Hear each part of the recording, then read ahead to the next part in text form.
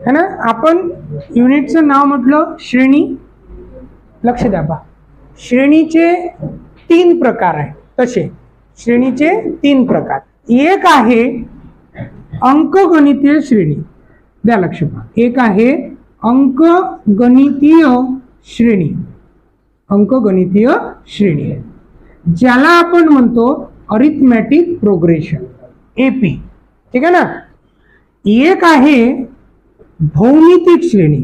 भौमितिक श्रेणी. भौमितिक श्रेणी ज्याला आपण म्हणतो जॉमेट्रिक प्रोग्रेशन, जीपी. म्हणून या युनिटचं नाव म्हणतो आपण AP and GP, arithmetic progression, geometric progression. पुन्हा एक श्रेणीचा प्रकार आहे तो म्हणजे संवादी श्रेणी. संवादी श्रेणी ज्याला इंग्लिश मध्ये म्हणते हार्मोनिक प्रोग्रेशन. ठीक आहे, हार्मोनिक प्रोग्रेशन. पण हा प्रकार आपल्या स्पर्धा परीक्षेत विचारत नाही. ठीक आहे, याचे थेरम राहते. या प्रकारात प्रूफ करणं राहते. डावी बाजू, उजवी बाजू. आधी ते होतं ना आपल्याला प्रमेय वगैरे राहत होते भूमितीत, है ना. ठीक, तशा पद्धतीने याला प्रूफ करणं राहते. ठीक, चालेल. म्हणजे हा आपल्या स्पर्धा परीक्षेत आहे नाही. पण आपल्याला माहित असावं श्रेणीचे फक्त 2 प्रकार नाही तर 3 प्रकार आहे. ठीक आहे, चालेल. म्हणजे एक अरिथमॅटिक प्रोग्रेशन, जॉमेट्रिक प्रोग्रेशन आणि हार्मोनिक प्रोग्रेशन. ठीक आहे, चालेल. मग हा आपल्या स्पर्धा परीक्षेत आहे नाही. मग आपल्याला शिकायच्या अंकगणितीय श्रेणी आणि भौमितिक श्रेणी. ठीक आहे, चालेल. मग आता नेमकं अंकगणितीय श्रेणी काय, भौमितिक श्रेणी काय ते आपण पाहू. ठीक, मी उदाहरण सांगतो फक्त. पहा, अंकगणितीय श्रेणी म्हणजे जसं समजा उदाहरणार्थ आता मी म्हटलं की समजा 3, 6, 9, 12, 15, 18, dot dot dot dot dot n पर्यंत, है ना. ठीक, म्हणजे पहा 3 अधिक 3 6, 6 अधिक 3 9, 9 अधिक 3 12, 12 अधिक 3 15, 15 अधिक 3 18, 18 अधिक 3 21, 21 अधिक 3 24 असं n पर्यंत. आणि एक उदाहरण आपण पाहू. ठीक, 3 3 दोने 6, 6 दोने 12, 12 दोने 24, 24 दोने 48, 48 दोने 96 dot dot dot dot dot n पर्यंत. ठीक आहे. आता या श्रेणीत आणि या श्रेणीत फरक आहे. पहा, दिसायला दोन्ही श्रेणी सारखंच आहे. पटत आहे. ठीक, म्हणजे या श्रेणीत आणि या श्रेणीत काय फरक, तर या श्रेणीत काय होत आहे, प्रत्येक 2 संख्यातील फरक समान आहे. पटत आहे. ठीक, इथं प्रत्येक 2 संख्येतला फरक समान आहे आणि इथं प्रत्येक 2 संख्येतला गुणोत्तर समान आहे. गुणोत्तर पहा, इथं गुणोत्तर आहे 1:2, इथंही गुणोत्तर आहे 1:2, इथंही गुणोत्तर आहे 1:2. समजत आहे. इथंही गुणोत्तर आहे 24 1 24, 24 2 48. हा, मग आपल्याला हे समजलं की अंकगणितीय श्रेणी त्यालाच म्हणू ज्या श्रेणीत समजा फरक समान म्हटलं है ना.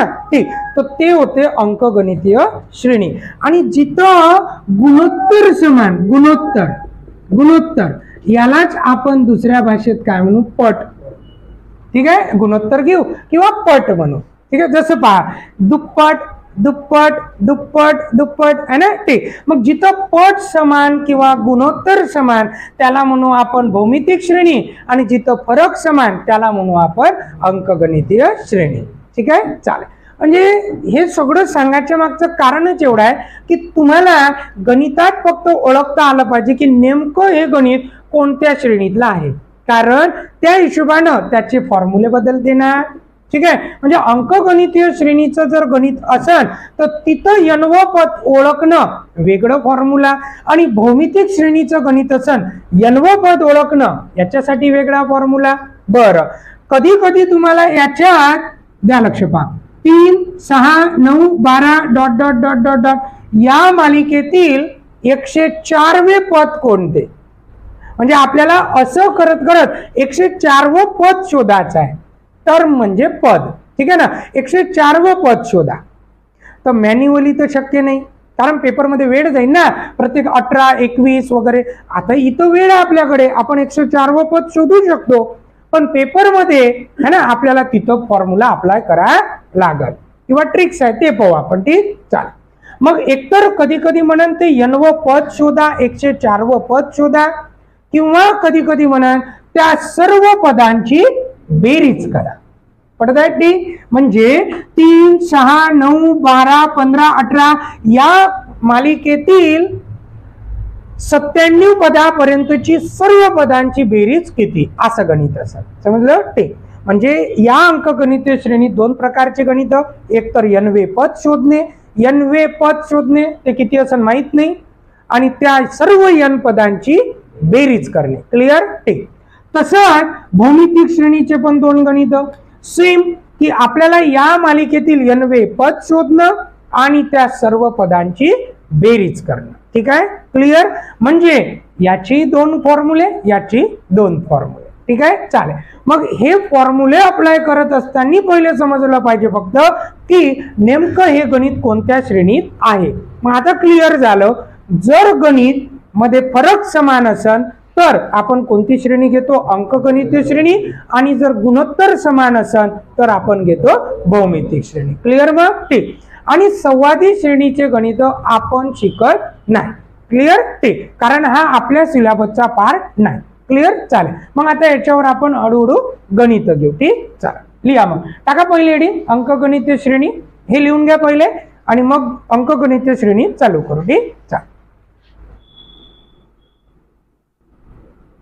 n वे पद शोधणे किंवा काढणे. ठीक आहे. n वे पद शोधणे किंवा काढणे, n वे पद शोधणे किंवा काढणे. ठीक. चालेल. जर आपल्याला या अंकगणितीय श्रेणीमधलं n व पद काढायचं असेल तर फॉर्म्युला वापरायचा. ठीक. चालेल. लिहा. मग तो फॉर्म्युला आहे n वे पद बरोबर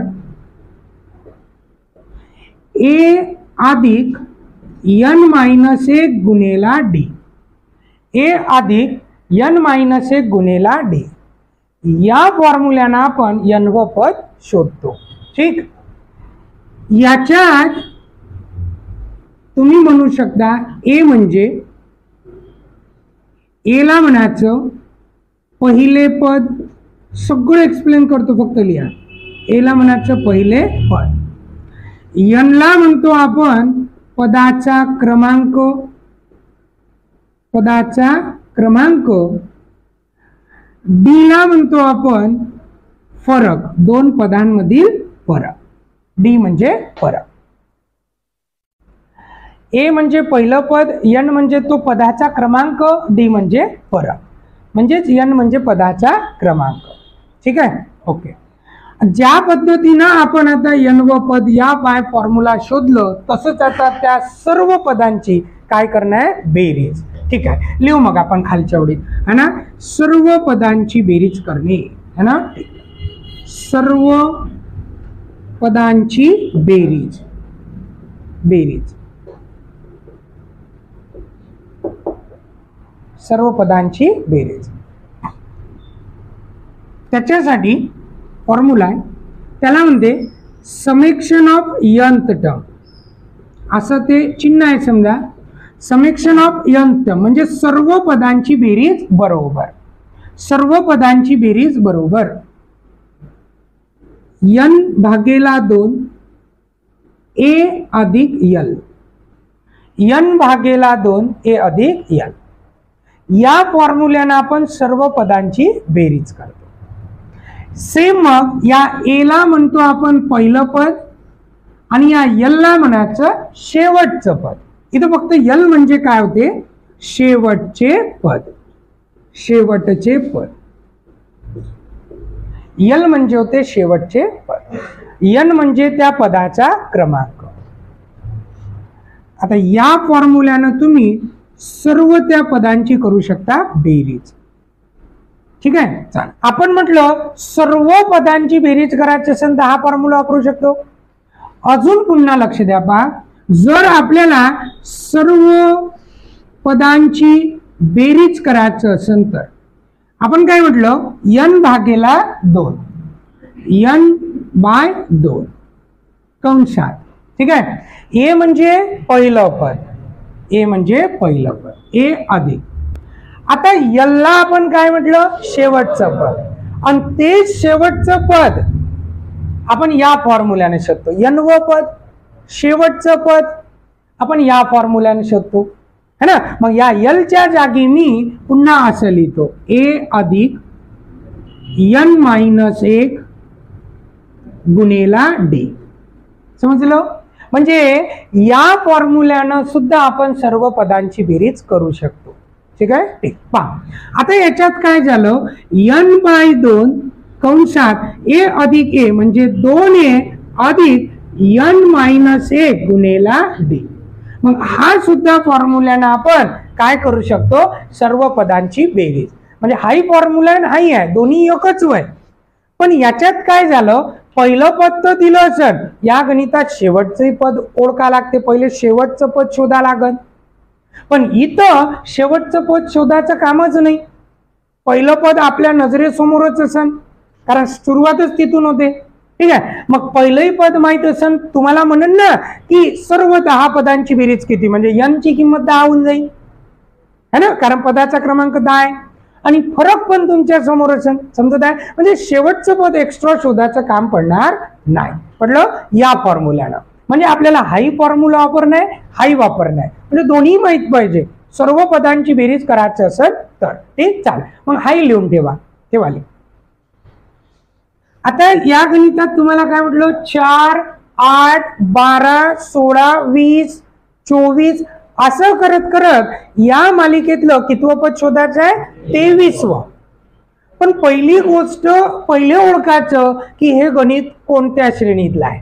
ठीक आहे. मग इथं काय समजत आहे, फरक सारखा, म्हणून या गणितात कोणती श्रेणी आहे, अंकगणितीय श्रेणी. क्लिअर. ठीक. आता मला ओळखायचं आहे 23वं पद. शिकवताना फक्त लक्ष देऊ. ठीक. पहा गणित आहे 4, 8, 12, 16 त्याच्यानंतर 20 कॉमा है ना, असं करत करत आपल्याला ओळखायचं आहे 23वे पद. 23वे पद. आता जर हे 23वं पद शोधायचं असेल तर पदाचा क्रमांक कितवा शोधायचा आहे, 23वा. म्हणजे या टोटल टर्म किती आहे, 23. हे पद काय होय, तर हे 4 पहिलं पद, 8 दुसरं पद, 12 तिसरं पद, याला आपण पद म्हणतो, म्हणजे टर्म इंग्लिश मध्ये. ठीक आहे. चालेल. मग असं मला कितवं पद शोधायचं, 23वं. मग आपल्याला माहित आहे की n-वे पद बरोबर a अधिक n-1 गुणेला d. मग a म्हणजे 23वे पद बरोबर है ना.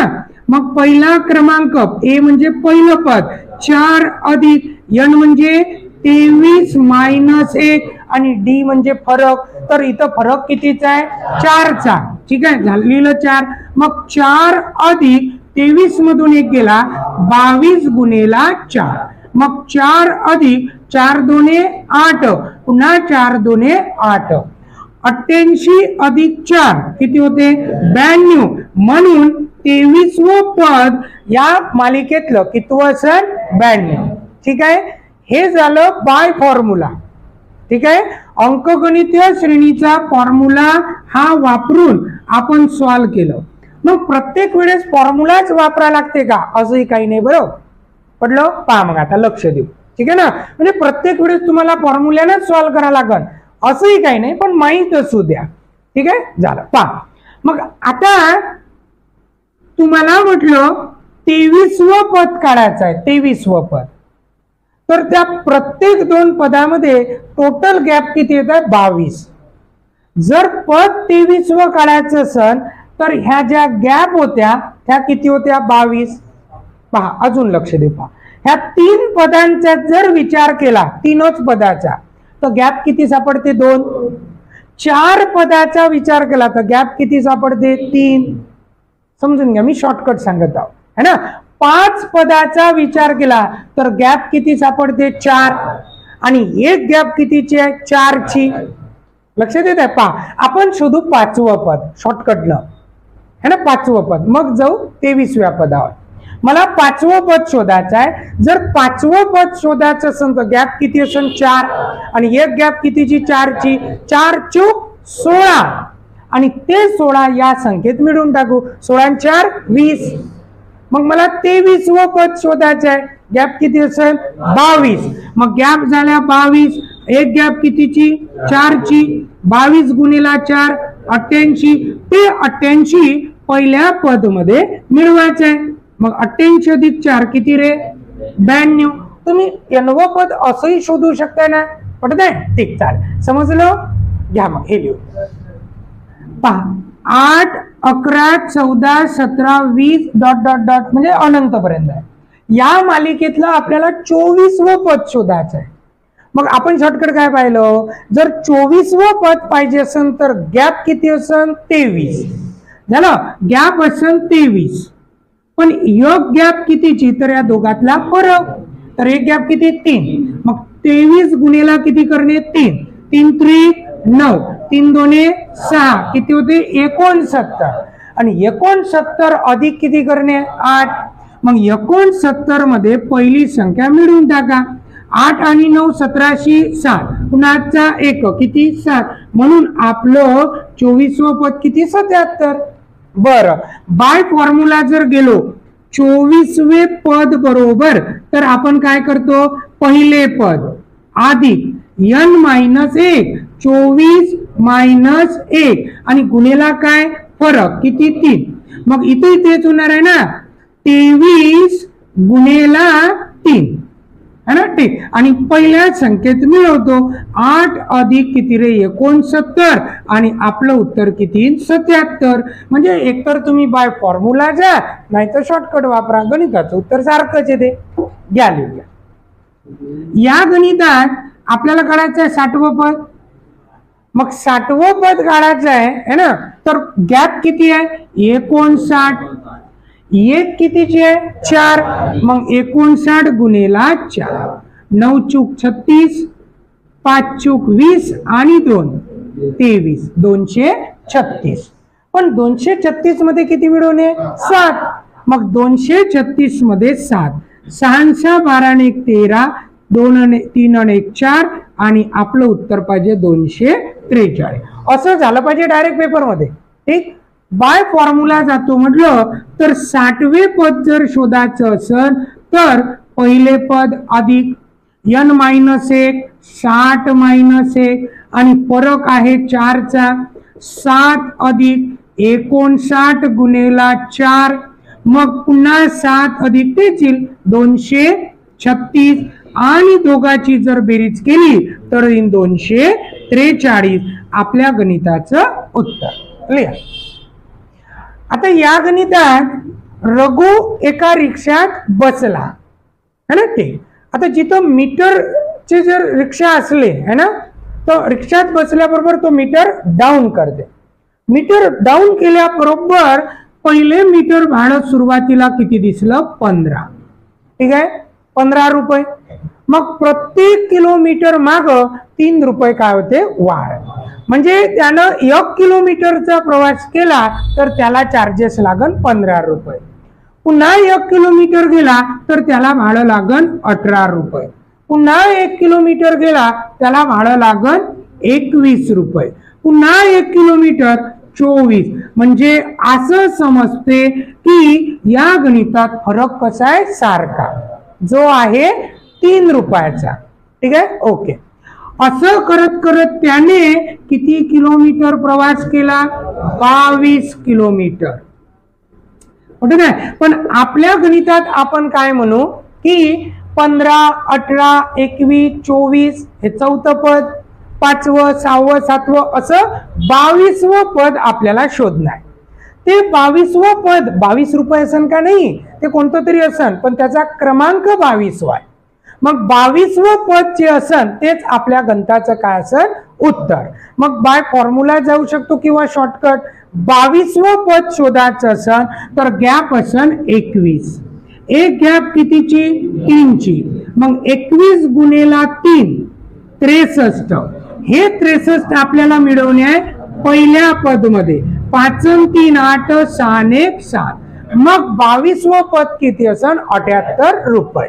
एकतर असं करा किंवा फॉर्म्युल्यानं पहा 22वे पद बरोबर मग आपल्याला काय करायचं आहे, पहिलं पद अधिक 22 मायनस 1 फरक कितीचा 3चा, 15 अधिक 21 गुणिला 3 15 अधिक 63 आणि दोघाची बेरीज किती 78. मग रिक्षावाल्यास इथं किती असन 78 है ना, असं करत करत इथं असन 78 म्हटलं ठीक. मग हे झालं 1 किलोमीटर 2 किलोमीटर 3 4 असं करत करत हे असन 22 किलोमीटर आणि त्या मीटरवर डिस्प्ले किती असन 78. मग रघुने रिक्षावाला किती रुपये द्यावे 78 रुपये. पटत आहे ठीक, घ्या लिहून घ्या. आता या गणितात समीर एका टॅक्सीत बसला तेव्हा मीटर भाडं किती होतं 20 रुपये. आता सुरुवातीची संख्या दिली आहे 20.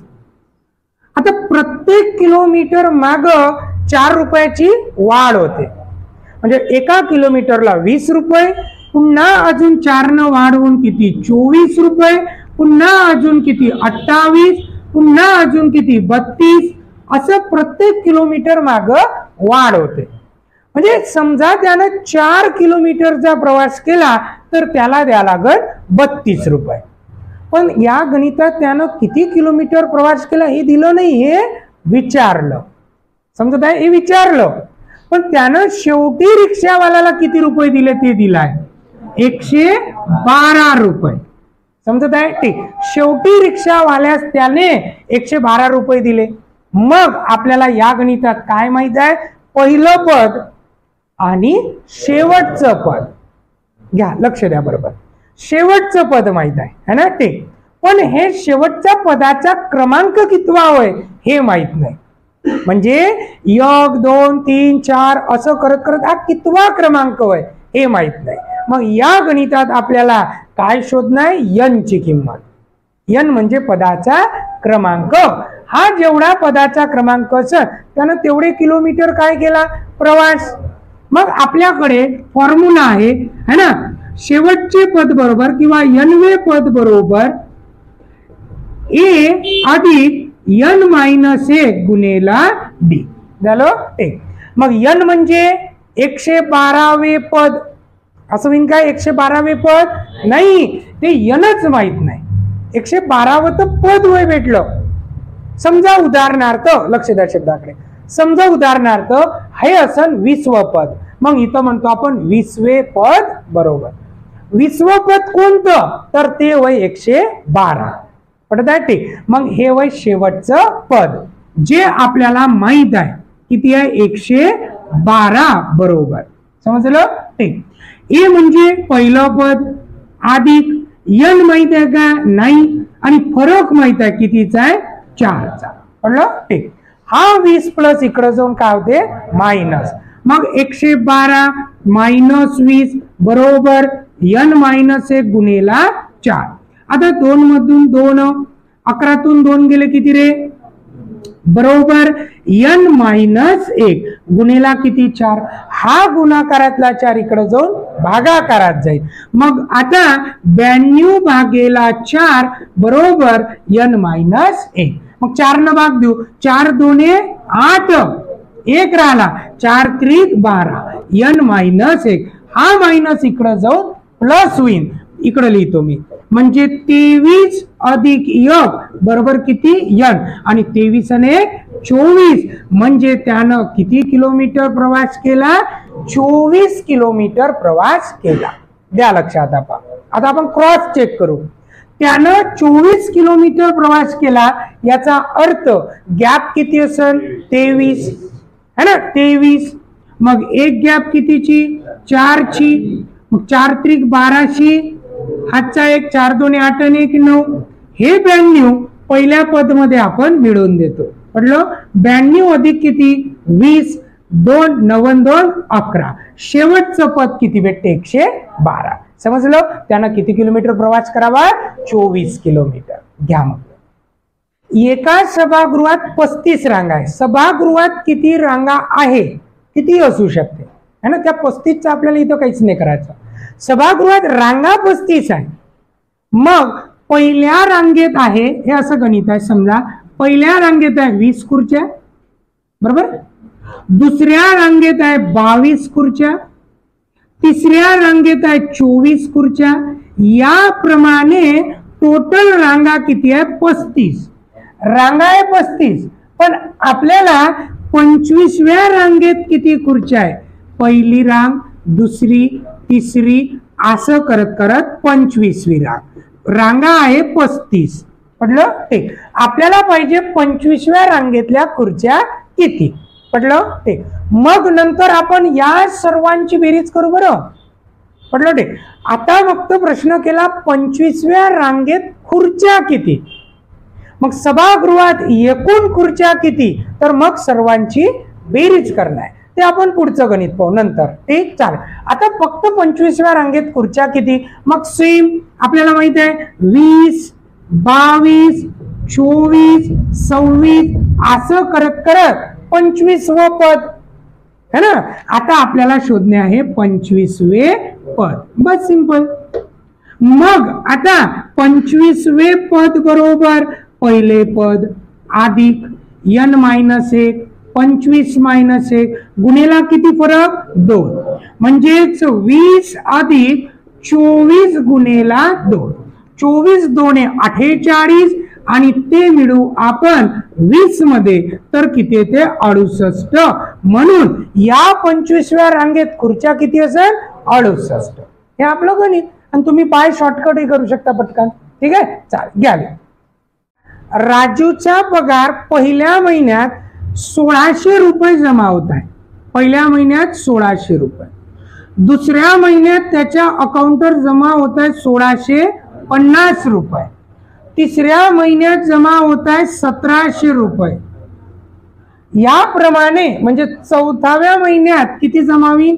1750. म्हणजे मला हे समजते की त्या राजूचा पगार दर महिन्याला 50 रुपये काय होत आहे? वाढ होत आहे. है ना. ठीक. असं करत करत आपल्याला त्याच्या 25व्या महिन्यापर्यंत है ना एकूण किती पगार जमा होईल म्हणते. एकूण पगार. पटलं? ठीक. म्हणजे आपल्याला 25व्या महिन्यात त्याला किती पगार भेटल हे नाही काढायचं आहे. लक्षात घ्या. 25व्या महिन्यात त्याला किती पगार भेटल हे नाही काढायचं आहे. 25व्या महिन्यापर्यंत त्याचा एकूण पगार किती जमा होईल असा प्रश्न आहे. एकूण म्हणजे सर्वांची बेरीज. पडलं? ठीक. म्हणजे आपल्याला काय करायचं आहे? 1600 अधिक 1650 अधिक 1700 अधिक 1750 असं करत करत 25व्या महिन्यात त्याचा काहीतरी पगार असेल. म्हणजे आपल्याला सगळ्यात पहिले शोधणं आहे शेवटचे पद. पडलं? शेवटचं कितवं पद? 25वं पद.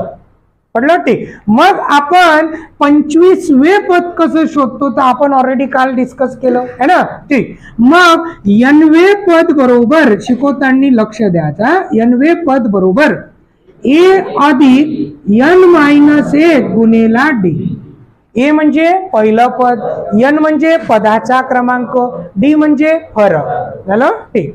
मग nवे पद म्हणजेच 25वे पद बरोबर ए 1600 अधिक 25 - 1 गुणेला किती? 50. कारण प्रत्येक दोन पदांमध्ये फरक आहे 50चा. लिहिलं? ठीक. आता 1600 अधिक 24 गुणेला 50. मग 1600 अधिक 24 5 करणे आपल्याला 120 आणि 120 वर 0 किती झाले? 1200. किंवा 5 चूक 20 0 2 5 2 10 2 12 इथपर्यंत. ठीक आहे. दोघांची करू आता बेरीज. 0 0 6 2 8 1 1 2 हे 2800 रुपये काय होय तर त्याचा 25व्या महिन्याचा पगार. 25व्या महिन्याचा म्हणजे असं करत करत त्याचा 25व्या महिन्यात पगार होईल 2800 रुपये. इथपर्यंत क्लिअर आहे है ना. ठीक. आपल्याला या सर्वांची काय करणं आहे? बेरीज. मग आपण पाहिलं होतं की समेक्षण ऑफ nth टर्म सर्व पदांची बेरीज बरोबर. पहिले पद म्हणजे n/2 आणि a अधिक n यल म्हणजे शेवटचं पद है ना. जे शेवटचं 25वं पद किती काढलं आपण 2800 इथपर्यंत ठीक आहे. मग यांची किंमत किती 25 भागेला 2. ए म्हणजे पहिले पद 1600 अधिक यल म्हणजे 2800 है ना. ठीक. मग आता आपण इथं लिहितो 25 भागेला 2 आणि 1600 आणि 2800 काय करू बेरीज 0 0 म्हणजे इथं गुणेला घेऊ 25/2 गुणेला 0 0 2 ना. आता 8 आणि 6 1404 पुन्हा हातचा 1 2 आणि 2 4 2200 पडलं. ठीक. म्हणजे आता करण्या 25 गुणेला 2200 पुन्हा 0 0 25 2 50 5 आले 25 2 50 आणि 5 55.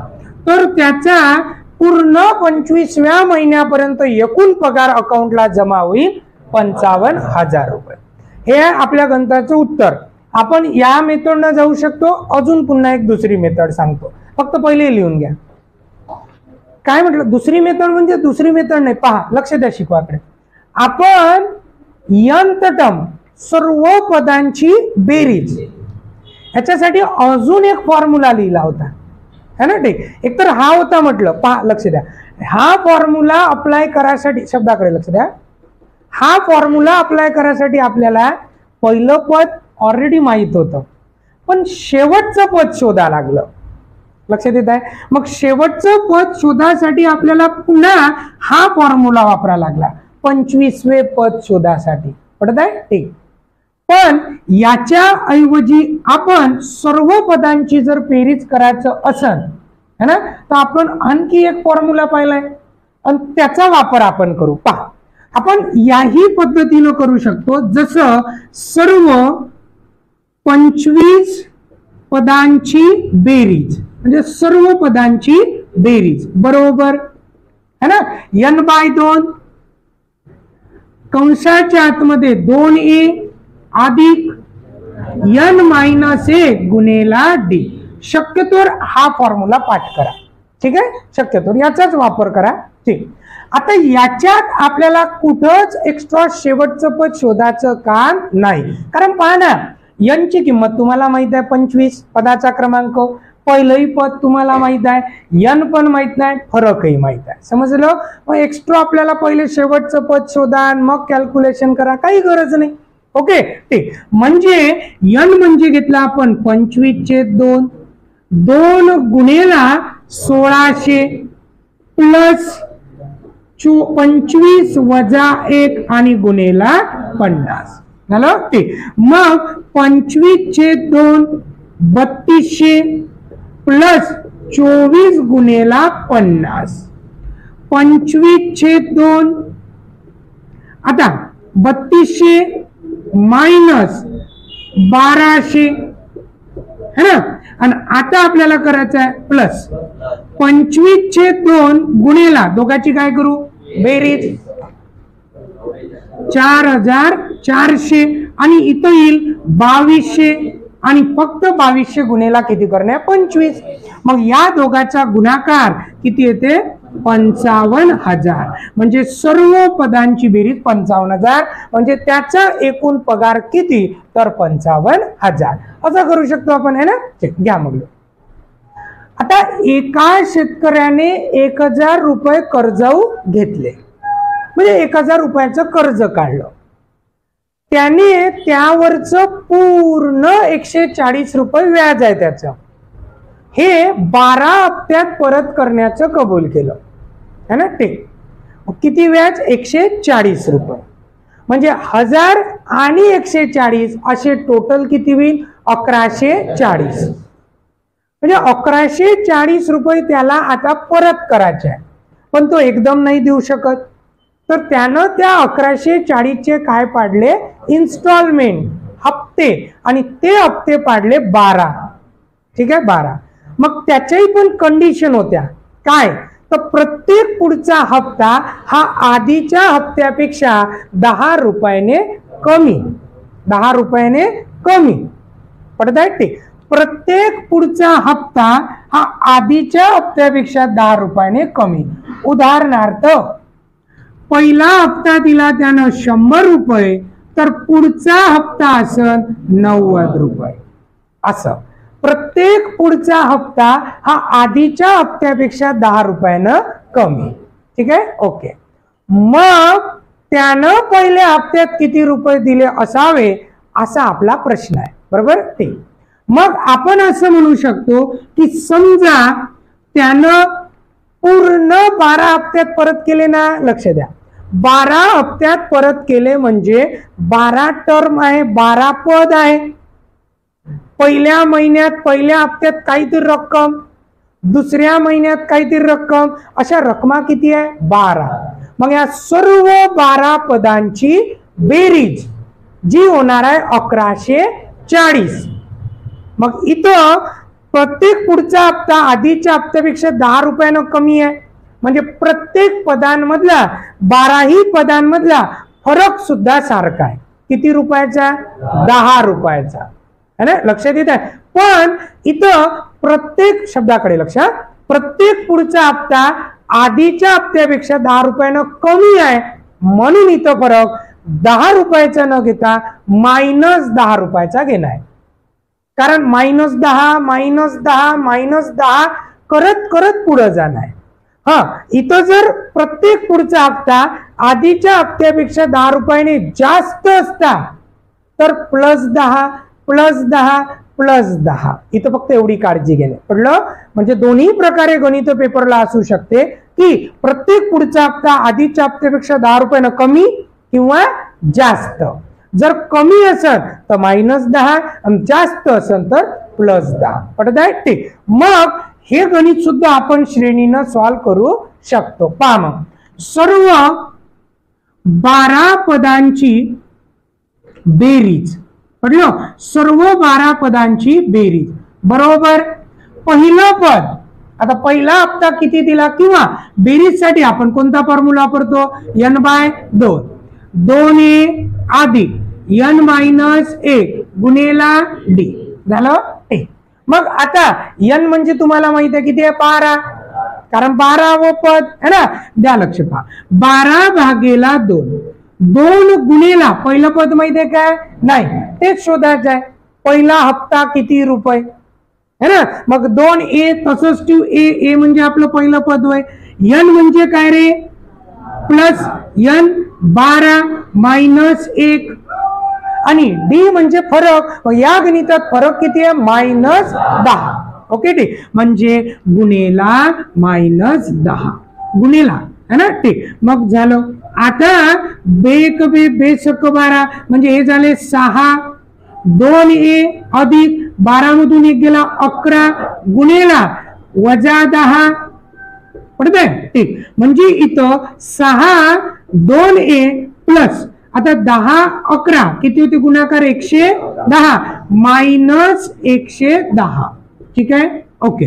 आता इथं 6 2a मायनस प्लस मायनस म्हणजे हे काय होईल? -110. ओके, इथपर्यंत आपल्याला सर्व पदांची बेरीज माहित आहे 1140.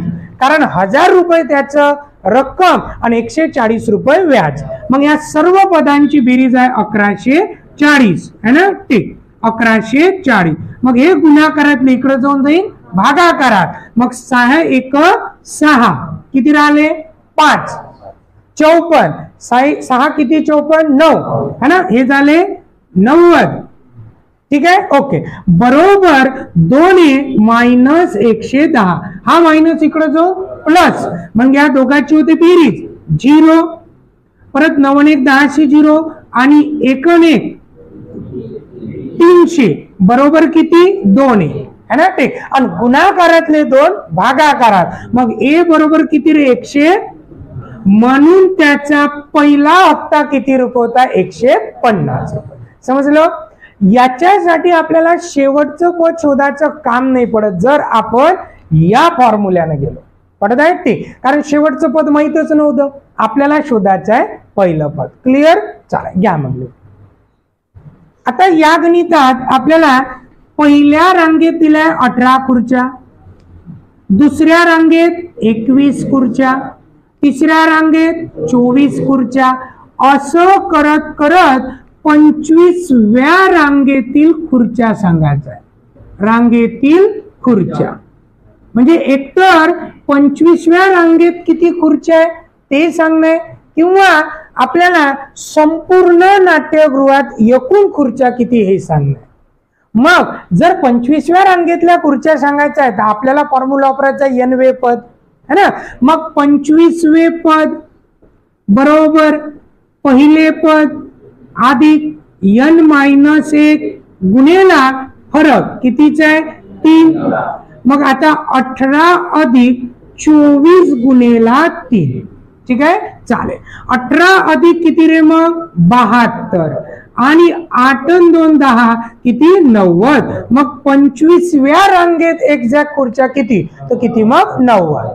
पण आपल्याला संपूर्ण नाट्यगृहात खुर्च्या विचारल्या तर आपण सर्व पदांची बेरीज बरोबर n/2 म्हणजेच 25/2.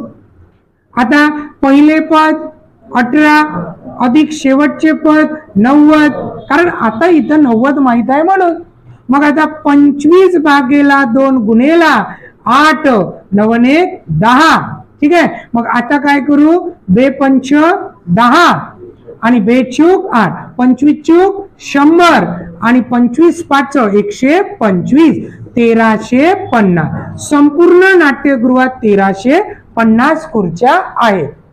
पण जर पेपरला गणित फक्त विचारलं 25व्या रांगेत खुर्च्या किती असं नाही विचारलं तर नाट्यगृहात संपूर्ण नाट्यगृहात खुर्च्यांची संख्या किती, तर मग एकूण बेरीज जर काढायचं असेल तर पहिले शोधत बसल्यापेक्षा आपण आपलाच फॉर्म्युला लावू शकतो है ना. ठीक. सर्व पदांची बेरीज बरोबर n/2 25/2. आता इथं गुणेला है ना. ठीक. काय करतो 2 म्हणजे 2 गुणेला 18 आणि तुम्ही डायरेक्ट 18×2 36 अधिक n-1 म्हणजेच 25-1 24 आणि 24 गुणेला 3 किती 72.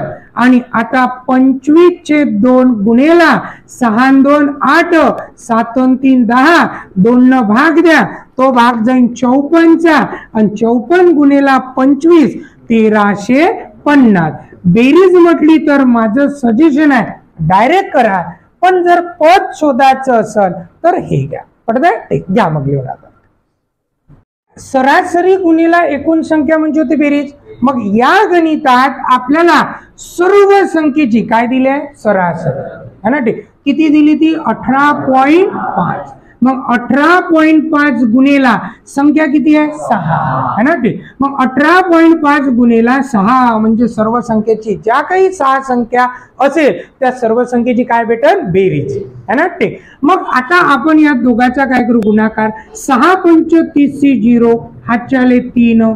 आता 6 8 48 48 आणि 3 किती होते 51. पुन्हा 1 हातचे किती 5 6 1 6 6 5 11 म्हणजे सर्व संख्येची बेरीज किती भेटली 111 झालं. ठीक. ज्या गणितात 6 संख्या असेल त्या 6 संख्येची बेरीज माहित आहे ना आता तुम्हाला झालं. मग गणितात सर्व संख्यांची बेरीज माहित आहे. मग आपण आता श्रेणीचा कोणता फॉर्म्युला वापरू समेशन ऑफ n टर्म. सर्व संख्यांची बेरीज बेरीज बरोबर काय फॉर्म्युला आहे तर n/2 2a अधिक n-1 गुणेला d. मग आता आपण हा फॉर्म्युला वापरू ना. ठीक ओके चालेल. आता पहा मग n ची किंमत किती आहे माहित आहे 6 कारण 6 संख्या. आता 2 गुणेला पहिली संख्या माहिती आहे का नाही है ना. संख्याच माहित नाही ना पहिली. ठीक. अधिक n-1 म्हणजे 6 - 1 आणि फरक कितीचा आहे 5चा. या वेळेस आपण फरक पॉझिटिव्ह 5 घेऊ आणि मागच्या गणितात आपण -10 घेतले होते है ना. ठीक. कारण ते कमी होत होती इथं वाढत आहे. ठीक आहे. आणि या सर्व संख्यांची बेरीज होते 111. 11. मग 2 1 2, 2 3 6, हे 3 गुणाकारातले भागाकारात जाईल है ना. ठीक, म्हणजे 111 भागेला किती 3 है ना. ठीक, बरोबर.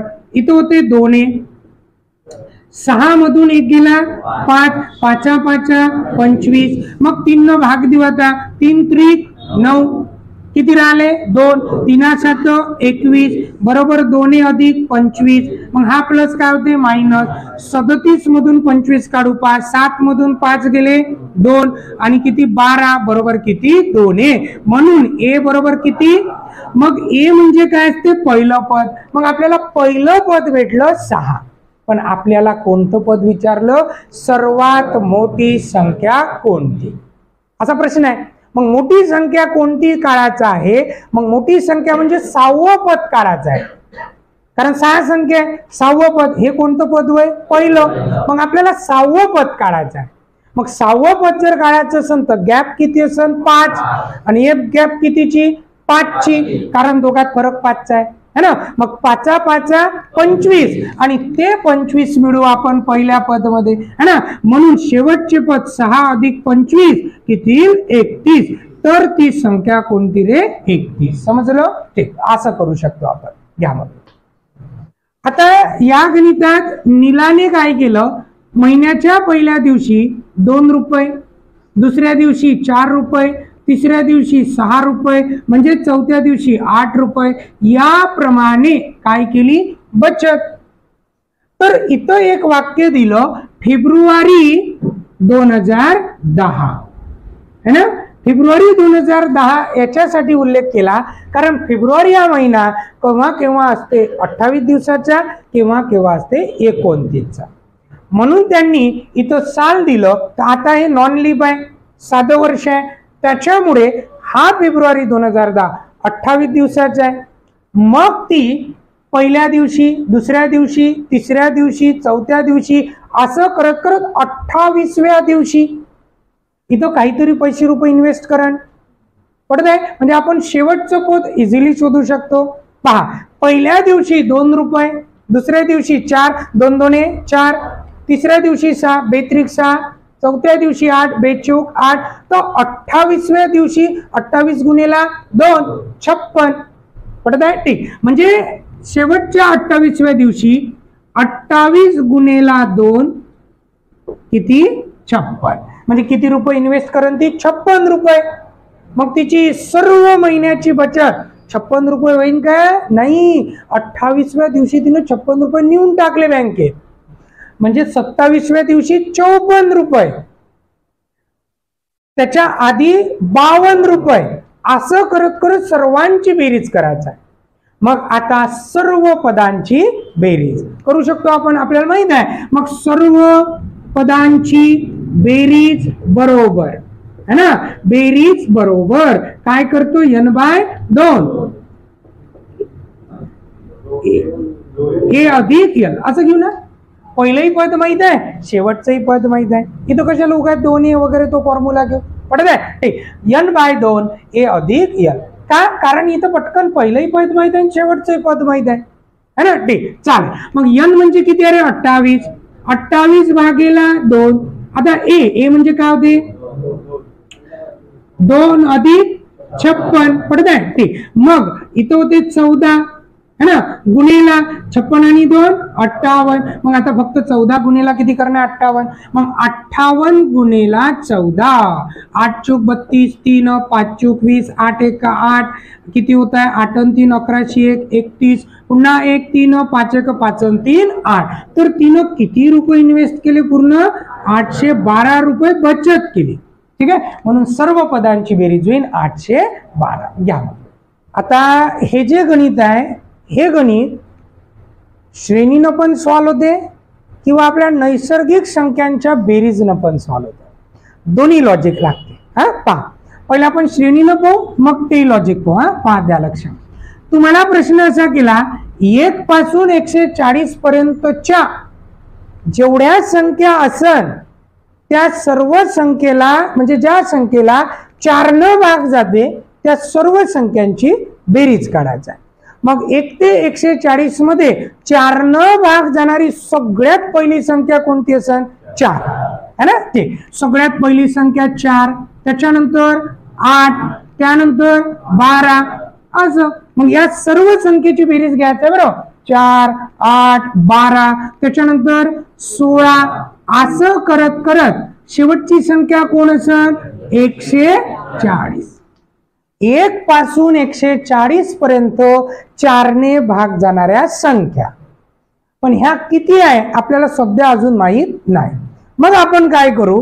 पहिली संख्या 4 1 4, दुसरी संख्या 4 2 8, ही तिसरी, ही चौथी, असं करत करत 4 गुणेला 4 1 4, 4 2 8, 4 3 12, किती राहिले? 2, 20, 4 5 20, किती? 35. म्हणजे ह्या संख्या किती वय?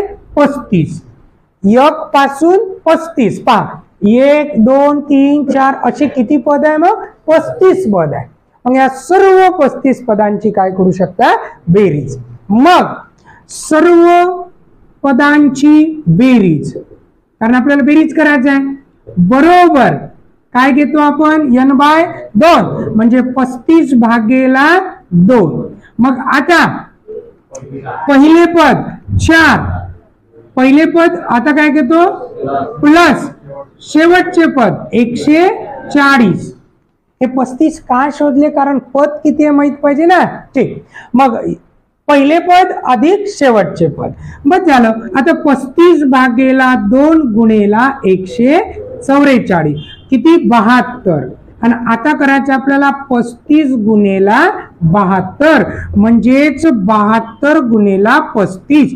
5 2 10, 7 5 35, 3 2 6, 6 6 12, किती? 42, 4 7 21 आणि 4 किती? 25. 2520. मग आपल्या सर्व पदांची बेरीज किती झाली? 2520. असं आपण श्रेणीनं करू शकतो. पडलं? ठीक. आता जर हेच गणित आपल्याला नैसर्गिक संख्येच्या लॉजिकनं करायचं असेल ते बेस्ट आहे. ठीक आहे, चालेल. म्हणून सांगत आहोत तुम्ही नैसर्गिक संख्येच्याच लॉजिकनं करा. सर्व पदांची बेरीज पहा. आपल्याला करायचं आहे 4 8 12 16 140 ची बेरीज. आपण शोधलं पहिलं पद 4 1 4, शेवटचं पद 4 35 140. मग मला बेरीज करायचं आहे 4 अधिक 8 अधिक 12 अधिक असं करत करत 140. यालाच मी काय म्हणतो? 4 1 4, 4 2 8, 4 3 12 असं करत करत 4 35 140. ओके, इथपर्यंत. या सर्वांमधून कॉमन निघते कोण? 4. मग आतमध्ये राहिला 1 अधिक 2 अधिक 3 असं करत करत 35.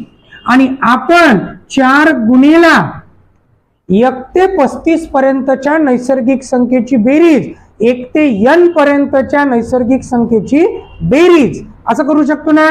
मग आपण इथं काय म्हटलं? n प्लस 1 म्हणजे 35 गुणेला 36 भागेला किती? 2. पटत आहे? ठीक. म्हणजे आता ह्या 2 यालाही भागता येते किंवा 1 बे है ना, किती? 18. आणि आता करायचं आपल्याला 4 गुणेला 35 गुणेला 18 है ना. 4 गुणेला 35 गुणेला 18 या सर्वांचा काय करू आपण? गुणाकार. पटत आहे? सर्वांचा गुणाकार करा, नक्कीच तो काय येईल आपला? 2520. पटलं? ह्याही लॉजिकनं तुम्ही करू शकता. समजलं? ठीक. चालेल, घ्या मग.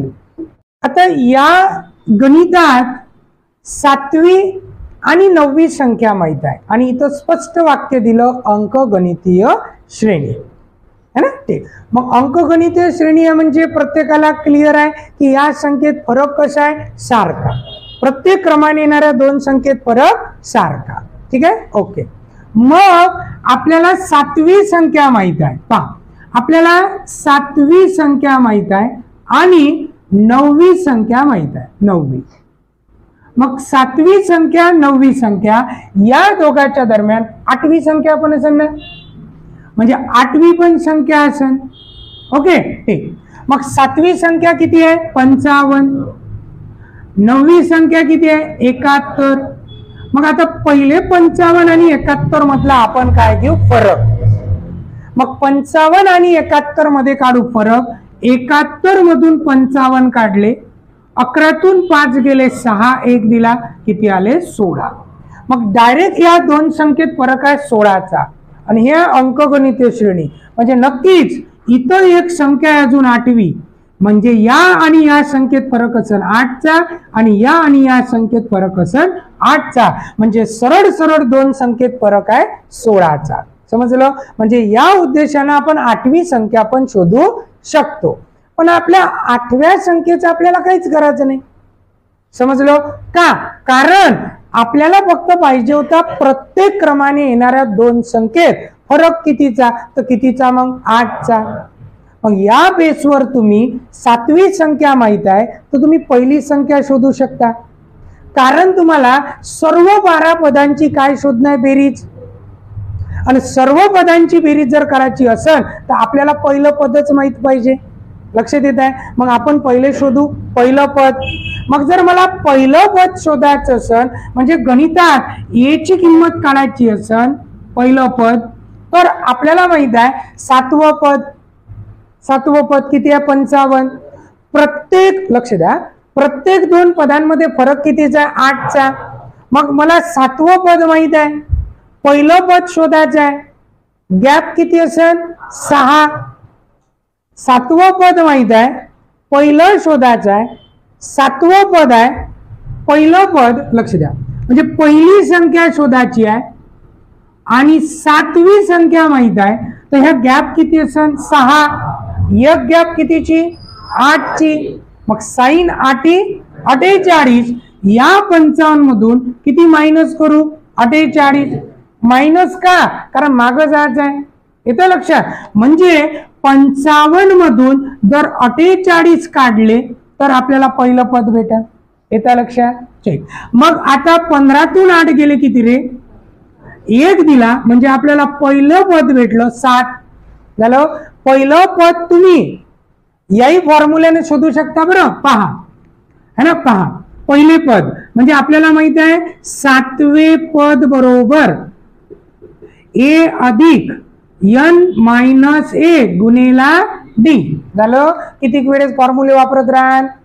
असो. मग 7वं पद माहित आहे तुम्हाला किती? 55. आपल्याला शोधायचं आहे पहिलं पद. n किती आहे? 7. 7वं पद मायनस 1, फरक कितीचा? 8चा. 55 बरोबर 1 अधिक 6 साइन 8 48. आपण तेच केलं. 55 मायनस 48 किती आले? 7. म्हणून पहिलं पद भेटलं 7 झालं. आता तुम्हाला पहिलं पदही माहित आहे 7, फरकही माहित आहे 8. मग सर्व 12 पदांची बेरीज. मग सर्व पदांची बेरीज बरोबर सर्व 12 पदांची बेरीज बरोबर. मग आपल्याकडे फॉर्म्युला आहे ना? n/2 2a अधिक n मायनस 1 गुणिला b झालं. मग आता n म्हणजे किती? 12. का 12? कारण 12 पद आहे ना? ते 12 आपण 2 गुणिला पहिलं पद 7 अधिक n मायनस 1 12 मायनस 1 फरक कितीचा? 8चा. कारण प्रत्येक दोन पदांमध्ये 8चा फरक. एवढं नाही, तुम्ही प्रत्येक फॉर्म्युला इथं डायरेक्ट 7 2 14 11 गुणिला 88 तुम्ही स्टेप कमी करू शकता. ठीक आहे. मग आता इथं झाले 6, इथं झाले 7 2 14 अधिक 11 8 88. बस 6 गुणिला 8 4 12 2 हातचा 1 8 2 10 किती? 102. साइन 2 12 6 1 6. सर्व पदांची बेरीज 12ही पदांची बेरीज किती? 612. समजलं? ठीक. घ्या मग. गणितात 11वे पद माहित आहे, गणितात 21वं पद माहित आहे. गणितात स्पष्ट म्हटलंय अंकगणितीय श्रेणी म्हणजे फरक सारखा. ठीक. दोन पदांमध्ये फरक सारखा. तुम्हाला 11वं पद माहित आहे, 21वं पद माहित आहे आणि आपल्याला शोधायचं आहे 34वं पद.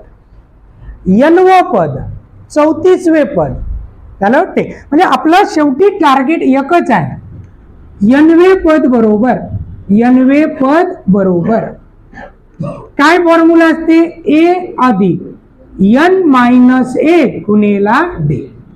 मग n-वे पद म्हणजेच 34वे पद. 34वे हे आपलं टार्गेट आहे, हे शोधणे आहे. मग इथं ना आपल्याला a म्हणजे पहिलं पद माहित आहे, n माहित आहे आपल्याला किती आहे n 34, n माहित आहे ना आपल्याला d माहित आहे फरक. मग सगळ्यात पहिले आपण ह्या 11व्या आणि 21व्या पदावरून काय शोधू शकतो फरक.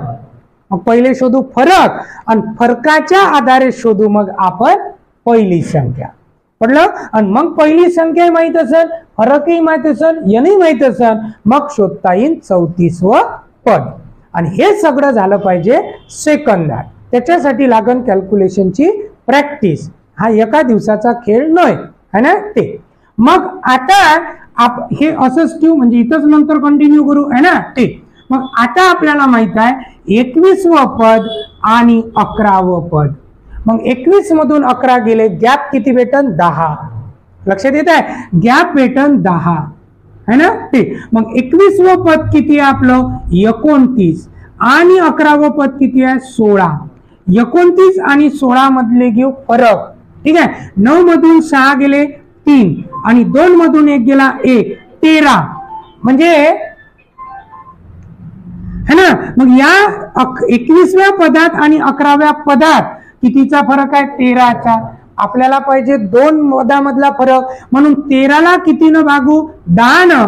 तर प्रत्येक क्रमाने येणाऱ्या 2 संख्येत कितीचा फरक असेल 1.3चा. झालं इथपर्यंत क्लिअर. म्हणजे फरक सापडला 2 पदांमध्ये 1.3चा. इथपर्यंत क्लिअर आहे. आता शोधू आपण पहिलं पद है ना ते. मग पहिलं पद कसं शोधू, तर सेम आपण हा फॉर्म्युला वापरू शकता. ठीक, किंवा तुम्हाला माहित आहे 11वं पद आपल्याला शोधणं आहे पहिलं पद. गॅप किती असेल 10, एक गॅप कितीची 1.3ची है ना ठीक. मग तुम्ही काय करा, त्या 11व्या पदामधून 13 मायनस करा, पहिलं पद भेटन 3. पहा काय केलं आपण है ना. काही काही गोष्टी तुम्ही डायरेक्ट शॉर्टकट करू शकता, पण तरी आपण फॉर्म्युला वापरू. पहा आपल्याला शोधायचं आहे पहिले पद बरोबर n-वे पद, पहिले पद बरोबर है ना ठीक. मग ए माहित आहे का नाही है ना ठीक. मग ए किंवा आपल्याला माहित आहे 11वे पद, आपल्याला माहित आहे 11वे पद बरोबर. मग आता ए माहित आहे का नाही, ए अधिक n माहित आहे का हो 11 मायनस 1, फरक कितीचा आहे 1.3चा. मग 11वं पद माहित आहे का हो किती आहे 16, गणितात दिलाय 16 बरोबर. ए अधिक किती 10 गुणिला 1.3, 1.3 गुणिला 10 केलं तर 13 होते. ते 13 इकडे जाऊन मायनस 16 मायनस 13 बरोबर आहे किती रे 3. मग पहिलं पद भेटलं गणितात किती 3. मग ते पहिलंही पद माहित आहे, गणितात फरकही माहित आहे 1.3चा. मग हेच आपण इकडं 34वं पद शोधू शकतो है ना ठीक. मग पहिलं पद किती सापडलं 3 अधिक n किती आहे 34 मायनस 1, फरक कितीचा 1.3चा. मग 3 अधिक 33 गुणिला 1.3, 3 अधिक 13 39, पुन्हा 13 39 किती 42, म्हणजे किती 42.9 पडलं. आणि 42 आणि 3 45.9. मग 34वं पद किती तर 45.9 असं शोधणे घ्या.